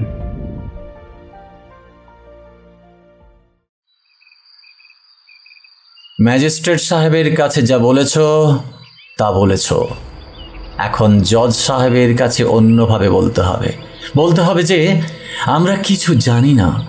এই 500 টাকা নগদ নাও দুজনে, আসামি খালাস হলে আরও 500 করে টাকা দেব। খেলাপি হলফের দায়ে মারা যাব যে? ভয় নেই, আমি টাকা খরচ করে সাক্ষী দিয়ে প্রমাণ করাবো যে ফিচেল খাঁ তোমাদের মেরে ধরে ম্যাজিস্ট্রেট সাহেবের কাছে মিথ্যা সাক্ষ্য দিতে বলেছে। সাক্ষীরা নিজের 14 পুরুষে কখনো 1000 টাকা একসঙ্গে দেখেনি। তারা তখনই রাজি হয়ে গেল। সেশনে বিচারের দিন চলে এলো। গোবিন্দলাল কাঠগড়ায় দাঁড়িয়ে।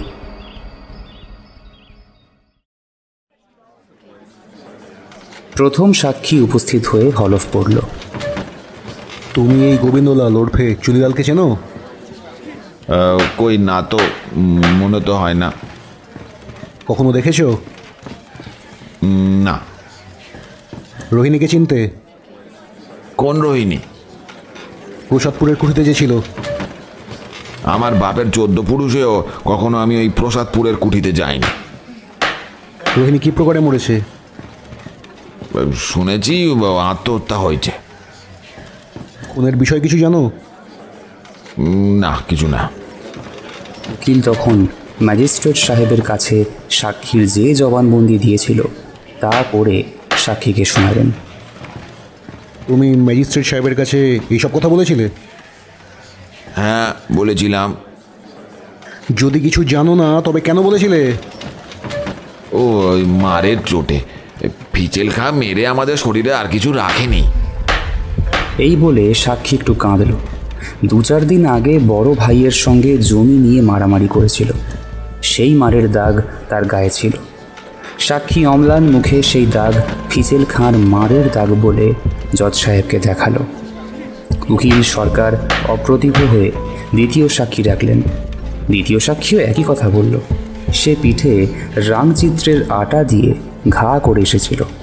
1000 টাকার জন্য সব পারা যায়, সেই ক্ষতই জজ সাহেবকে দেখালো। তৃতীয় সাক্ষীও এরকম কথাই বলল। তখন জজ সাহেব প্রমাণের অভাব দেখে আসামিকে খালাস দিলেন এবং ফিচেল খাঁর উপর অত্যন্ত অসন্তুষ্ট হয়ে তার আচরণ সম্বন্ধে তদারক করবার জন্য ম্যাজিস্ট্রেট সাহেবকে উপদেশ দিলেন। বিচারকালে সাক্ষীদের এরকম সাক্ষ্য দেখে গোবিন্দলাল অবাক হলেন। পরে যখন ভিড়ের ভিতর মাধবীনাথকে দেখলেন তখনই সব বুঝতে পারলেন। খালাস হয়েও তাকে আর একবার জেলে যেতে হলো। সেখানে জেলের পরোয়ানা পেলে তবে ছাড়বে।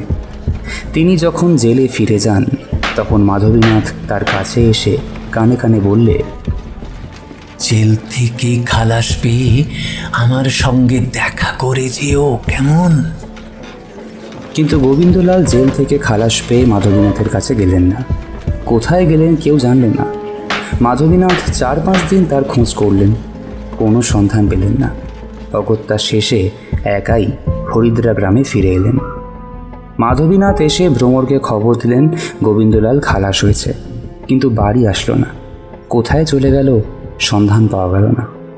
মাধবীনাথ সরে গেলে ভ্রমর অনেক কাঁদল। এদিকে গোবিন্দলাল খালাস পেয়েই প্রসাদপুরে গেলেন।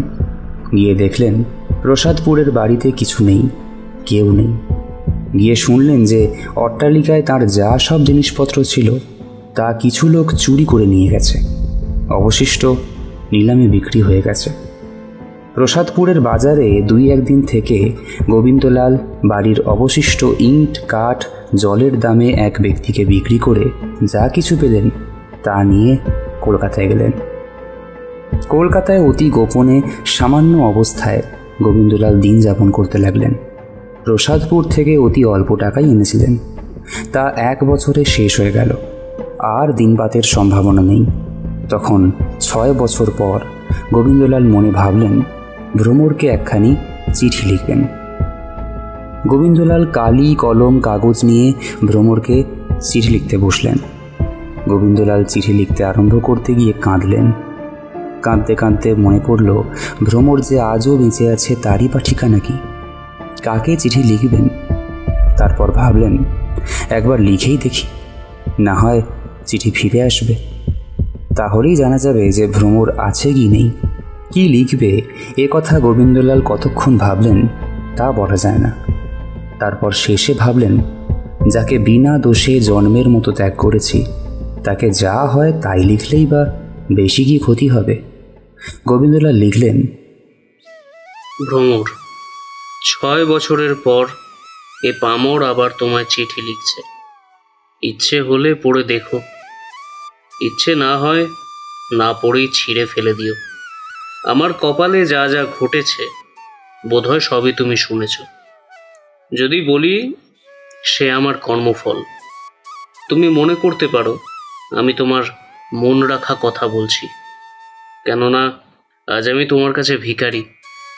আমি এখন নিঃস্ব, 3 বছর ভিক্ষা করে দিন কাটাচ্ছি। তীর্থস্থানে ছিলাম, তীর্থস্থানে ভিক্ষা পেতাম, এখানে ভিক্ষা মেলে না, সুতরাং আমি খাবারের অভাবে মরছি। আমার যাবার একটা জায়গা ছিল, কাশী। মার কাশী প্রাপ্তি হয়েছে, সে খবর বোধ হয় তুমি জানো। সুতরাং আমার আর জায়গা নেই, খাবারের টাকা নেই। তাই আমি মনে করেছি আবার হরিদ্রা গ্রামে এই পোড়া মুখ দেখাবো, নইলে খেতে পাই না। যে তোমাকে বিনা অপরাধে ত্যাগ করলো, গোপন প্রণয়ীকে খুন পর্যন্ত করলো, তার আবার লজ্জা কি? যে অন্নহীন তার আবার লজ্জা কি? আমি এ পোড়া মুখ দেখাতে পারি, কিন্তু তুমি এখন সম্পত্তির মালিক, বাড়ির মালিক। আমি তোমার সঙ্গে অন্যায় করেছি, আমায় তুমি জায়গা দেবে কি? পেটের দায়ে তোমার আশ্রয় চাইছি, দেবে?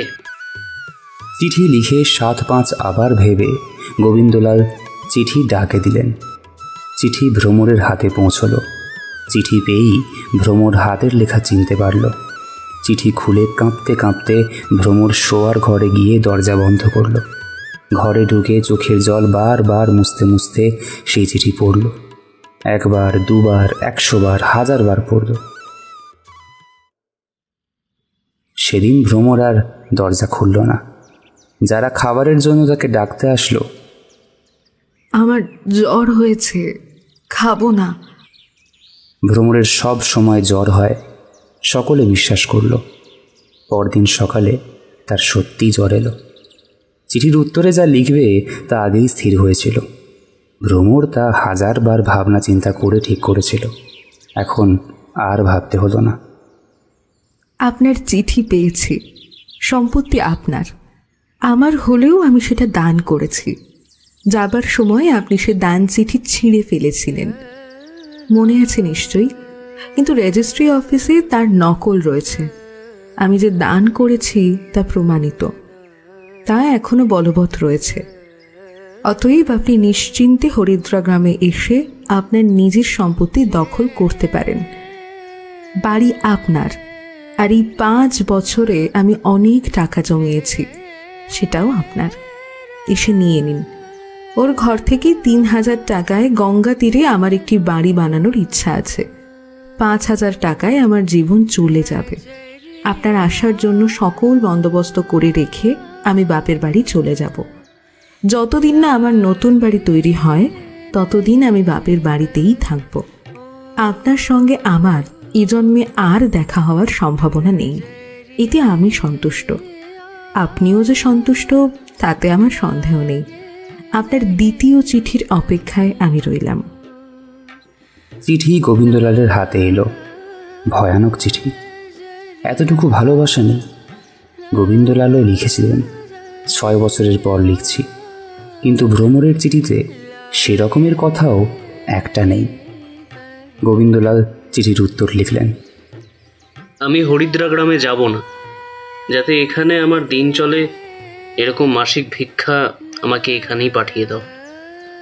মাস মাস আপনাকে 500 টাকা পাঠাবো, আরও বেশি পাঠাতে পারি, কিন্তু বেশি টাকা পাঠালে তা আপনার অপচয় হবার সম্ভাবনা রয়েছে।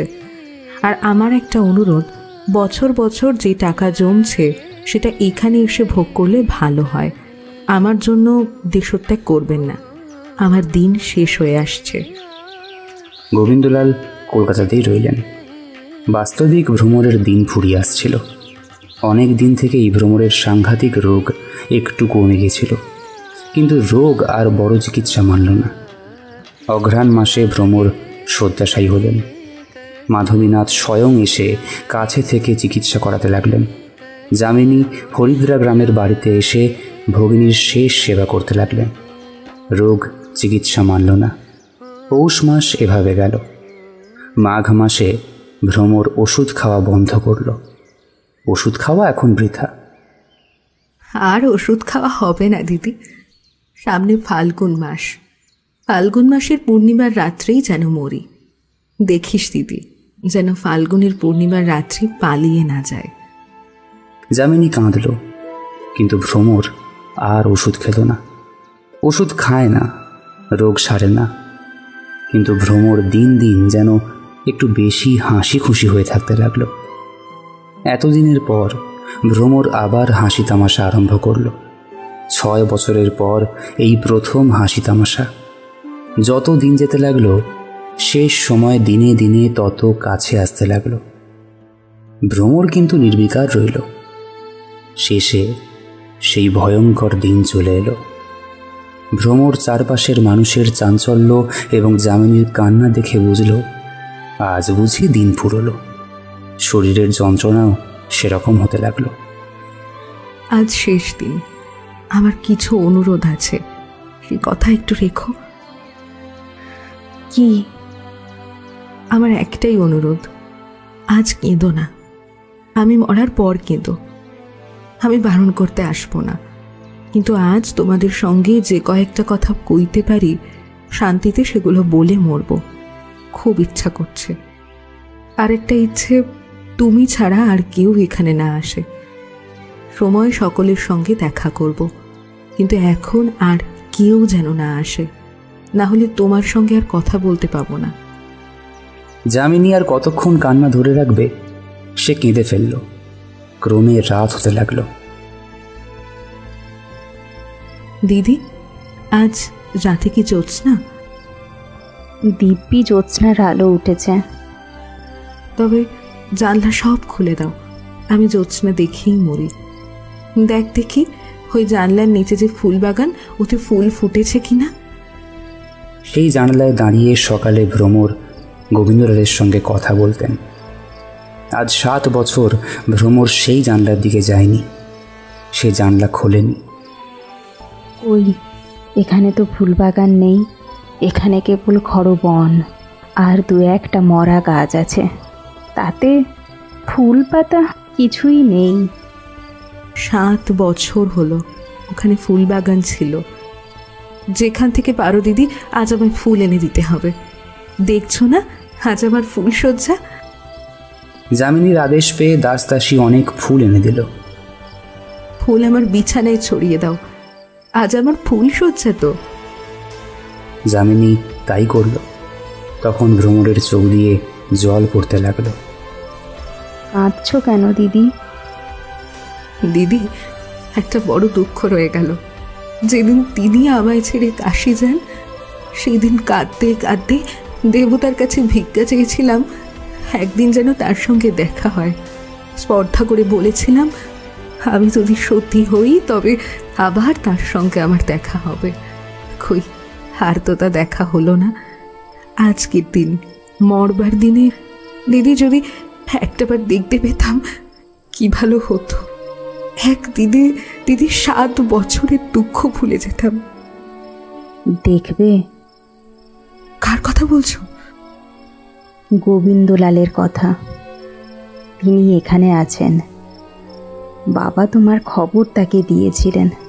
শুনে তোমাকে একবার দেখার জন্য তিনি এসেছেন। আজ পৌঁছেছেন। তোমার অবস্থা দেখে ভয়ে এতক্ষণ তোমাকে কিছু বলতে পারিনি।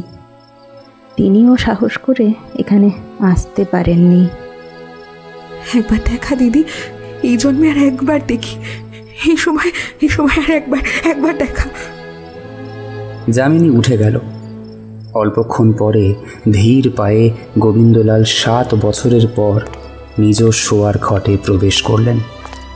দুজনেই কাঁদছে, একজনও কথা বলতে পারল না। ভ্রমর স্বামীকে কাছে এসে বিছানায় বসতে ইঙ্গিত করল। গোবিন্দলাল কাঁদতে কাঁদতে বিছানায় বসল। ভ্রমর তাকে আরও কাছে আসতে বলল। গোবিন্দলাল আরও কাছে গেল। ভ্রমর পায়ের ধুলো নিল। আজ আমার সকল অপরাধ মার্জনা করে আশীর্বাদ করো, আমি জন্মান্তরে যেন সুখী হই। গোবিন্দলাল কোনো কথা কইতে পারলেন না।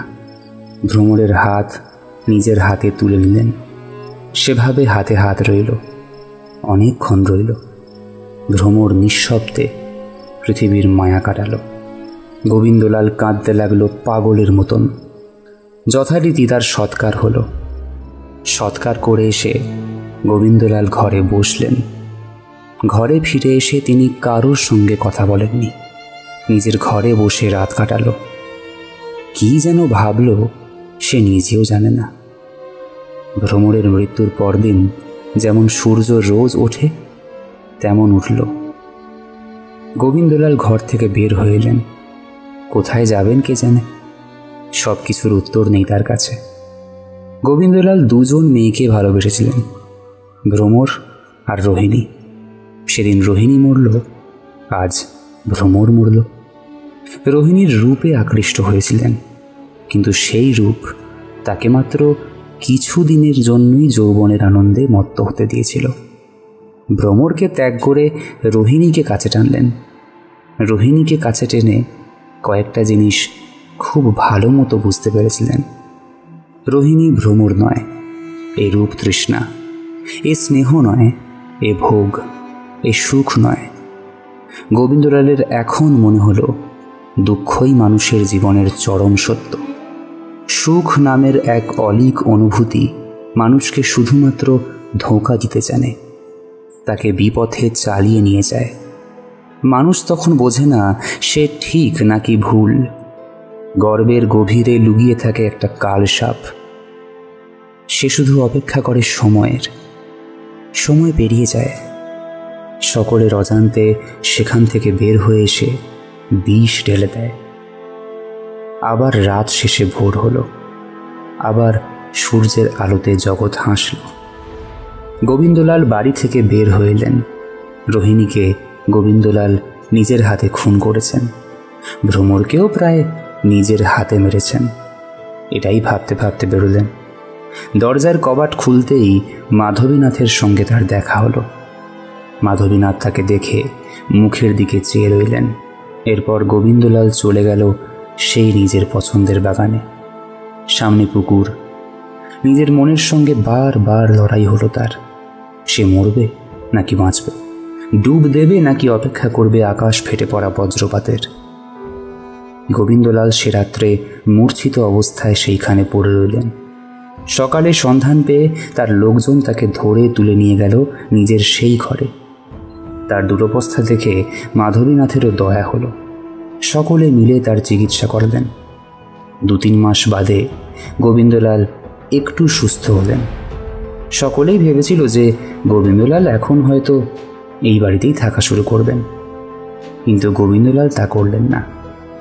এক রাতে তিনি কাউকে কিচ্ছু না বলে কোথায় যেন চলে গেলেন। কেউ আর তার কোনো খবর পেল না। 7 বছর পর কোনো খোঁজ খবর না পেয়ে সকলে ভাবল সে মরেছে। অগত্যা তার শ্রাদ্ধ হলো। গোবিন্দলালের সম্পত্তি পেল তার ভাগ্নে শচীকান্ত। শচীকান্ত এখন বড় হয়েছে। শচীকান্ত রোজ সেই প্রাণহীন বাগানে ঘুরে বেড়াতে যেত। এই বাগানেই আগে গোবিন্দলালের বিকেলটা আনন্দে কাটত। এখন নিবিড় জঙ্গল, সেইখানে শচী বেড়াতে আসত। শচীকান্ত সেই দুঃখের কাহিনী সবটাই শুনেছিল। রোজ বিকেলে সেখানে বেড়াতে আসত এবং সেইখানে বসে সেই কথা ভাবত। ভেবে ভেবে আবার সেইখানে সেই আগের মতন বাগান তৈরি করতে আরম্ভ করলো। আবার বিচিত্র ট্রেলিং তৈরি করলো। পুকুরে নামবার জন্য সুন্দর করে সিঁড়ি তৈরি করলো। আবার দেখে দেখে পছন্দ করে কিনে এনে নানা রকমের রকমারি গাছ লাগালো। কিন্তু আর রঙিন ফুলের গাছ বসালো না। দেশি গাছের মধ্যে বকুল, কামিনী, বিদেশি গাছের মধ্যে সাইপ্রাস ও উইলো। নাচ গানের জায়গার বদলে একটা মন্দির বানালো। মন্দিরের ভিতর কোনো দেবদেবী স্থাপন করলো না। অনেক টাকা খরচ করে ভ্রমরের একটি পাথরের মূর্তি তৈরি করলো সে। সেই অসাধারণ মূর্তি ওই মন্দিরেই স্থাপন করল। স্বর্ণ প্রতিমার পায়ের নিচে অক্ষর খোদাই করে লিখল, যে সুখে দুঃখে দোষে গুণে ভ্রমরের সমান হবে, আমি তাকে এই স্বর্ণ প্রতিমা দান করব। ভ্রমরের মৃত্যুর 12 বছর পরে সেই মন্দিরের দরজায় হঠাৎ এক সন্ন্যাসী এসে উপস্থিত হলেন। শচীকান্ত সেইখানেই ছিলেন।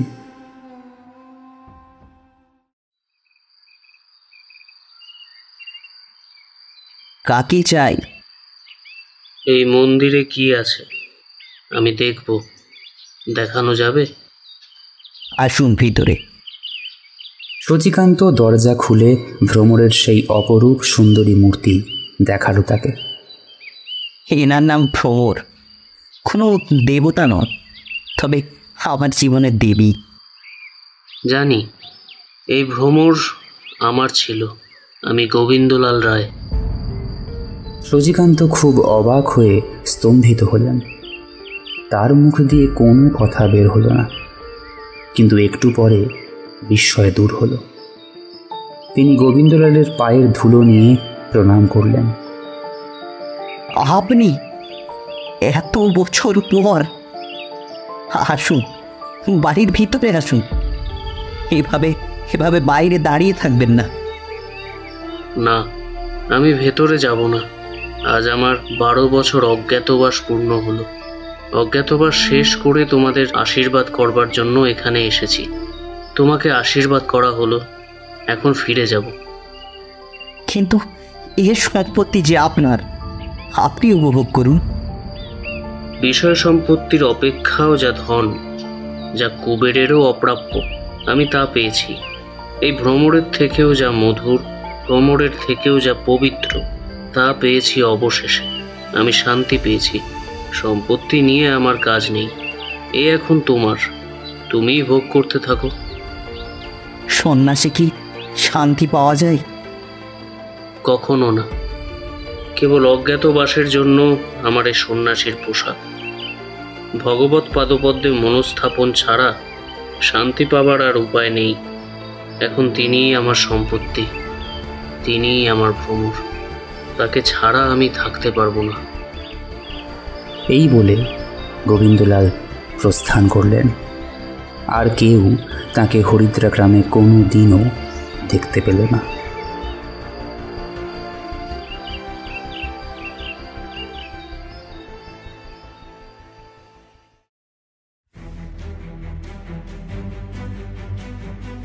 এতক্ষণ শুনছিলেন কৃষ্ণকান্তের উইল দ্বিতীয় এবং অন্তিম পর্ব। রচনা বঙ্কিমচন্দ্র চট্টোপাধ্যায়। গল্পের নাট্যরূপ প্রতীক। ভ্রমরের চরিত্রে খুশি। গোবিন্দলালের মায়ের ভূমিকায় কৃষ্ণকলি। মাধবীনাথের চরিত্রে মনোজ ভট্টাচার্য। দেওয়ানজি দেবদূত। পোস্টমাস্টার সৌমদীপ। হরিদাস আদিত্য। ব্রহ্মানন্দের চরিত্রে সুদীপ দে। নিশাকরের কণ্ঠে রাজ। সোনা দেবজিৎ। গোবিন্দলাল রুদ্রনীল। রূপ দীপমন্ত্র। দানেশ কৃষ্ণেন্দু। রোহিণী লিলি। যামিনী দীপান্বিতা। জনৈক সাক্ষীর ভূমিকায় প্রসূন। উকিলের ভূমিকায় অভিনয় করেছেন প্রতনু। শচীর চরিত্রে আছেন শামীম। পর্ব পরিচালনায় এবং শব্দগ্রহণে দেবাদ্রি ও লিলি। ধ্বনি পরিকল্পনা ও আবহে দেবদত্ত। এই গল্পের পোস্টার ডিজাইনে রয়েছে আকাশ। শেষ হলো কৃষ্ণকান্তের উইল দ্বিতীয় এবং অন্তিম পর্ব। আগামী সপ্তাহে আমরা আবারও ফিরব আরও একটি নতুন গল্প নিয়ে। তাই সাবস্ক্রাইব করে রাখুন আমাদের চ্যানেল ভোকাল আর্ট ম্যানিয়াকে। আর পাশে থাকা বেল আইকনটি ক্লিক করে দেবেন যাতে আমাদের সমস্ত গল্পের নোটিফিকেশন সবার আগে আপনাদের কাছে পৌঁছায়। ভালো থাকবেন, পাশে থাকবেন আর শুনতে থাকবেন ভোকাল আর্ট ম্যানিয়া, তোমার আমার গল্পভার্স।